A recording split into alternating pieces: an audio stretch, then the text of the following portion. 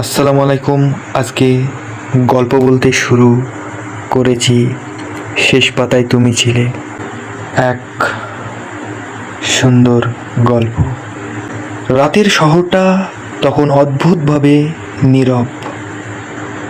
জানালার পাশে বসেছিল সে, হাতে একটা পুরনো বই, যার পাতাগুলো সময়ের সাথে সাথে সুন্দর রঙের ছাপ নেয়। বইটাই খুলে যেন শব্দগুলো নড়ে চড়ে ওঠে, ঠিক মানুষের অনুভূতির মতো। সে বিশ্বাস করত কিছু মানুষ কথা বললে না তার শব্দ হয়ে বেঁচে থাকে, আর কিছু মানুষ শব্দ থাকে যাদের একটা মানুষ দরকার থাকে। যেমন বইয়ের পাতায় বেঁধে রাখার জন্য সে বিশ্বাস থেকে সে লিখত এমনভাবে, চলো সে প্রতিটা শব্দ কারোর ঠোঁটে ছুঁয়ে এসেছে। শব্দগুলিকে গেঁথে সে বানাতো একটা অনুভূতির মালা, যে মালা তোমাদেরকে শোনাতে চলেছি। একদিন হঠাৎই সে লিখে ফেললো একটা লাইনের মাঝে ছিল শব্দগুলো গেঁথে আমাকে বাহিরের সঙ্গে মিলিয়ে দিচ্ছে, মানে পৃথিবীর দুনিয়ার সঙ্গে। লিখে থমকে গেল। লাইনটা যেন তার নিজের জন্য লেখা। সে মুহূর্তেই বুঝলো সে কাউকে খুঁজছে, এমন কাউকে খুঁজছে যে শব্দই মেলাতে পারছে না, বারবার ফেল হয়ে যাচ্ছে। যে বই খুলে বুঝবে ওই শব্দগুলো শুধু কালি নয়, কারোর নিঃশ্বাস। পরের পাতায় কলম ছোঁয়ানোর আগে সে চোখ বন্ধ করলো। মনে হলো শব্দগুলো ফিসফিস করে বলছে, আমার তৈরি, এবার তুমি কাকে খোঁজো নাও। আর সেখানে থেকে শুরু হলো এক অদ্ভুত যাত্রা, যেখানে মানুষ খোঁজা হয় শব্দে আর ভালোবাসা বন্দি থাকে বইয়ের পাতায়। পাতার ভেতরে যে মানুষ। পরের দিন সকালটা অন্যরকম ছিল। সূর্যের আলো জানালার কাছে ছুঁয়ে ঢুকলেও তার মনটা তখনও আগের রাতের শব্দে আটকে যেত।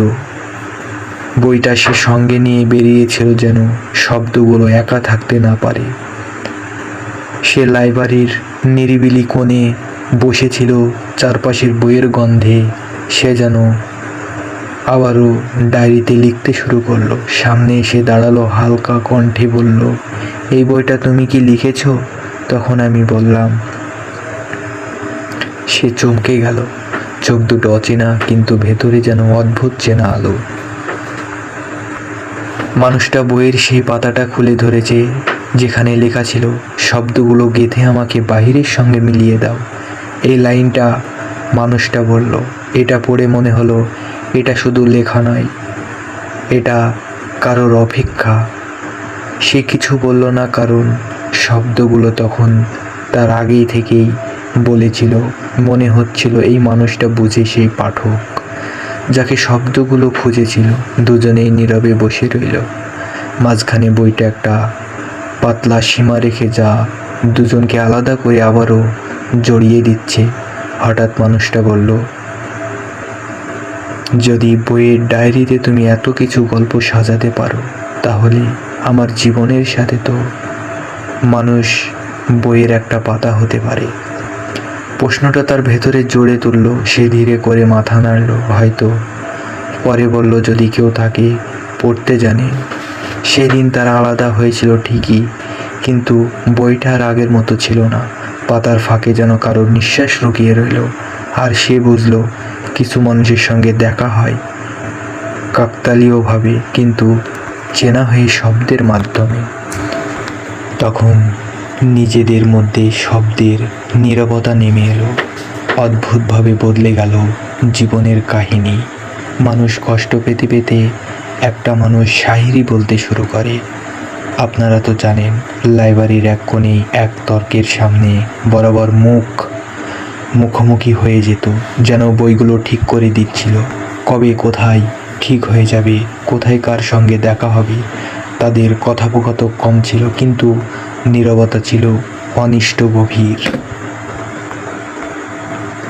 মনে হতো এই গল্প পড়েছে পাতার উল্টানোর শব্দে, ফাঁকে ফাঁকে জমে থাকতো এমন কিছু কথা যেগুলো বলা হয় রুহু কেঁপে যাবে।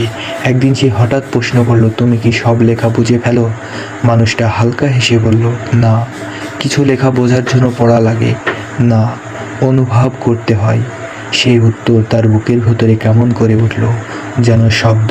নীরবতা আবারও নেমে পড়ল দুজনের মধ্যে, ধীরে কাছাকাছি আনছে, কিন্তু কাছাকাছি এলেই দুজনেই ভয় জন্মাচ্ছে।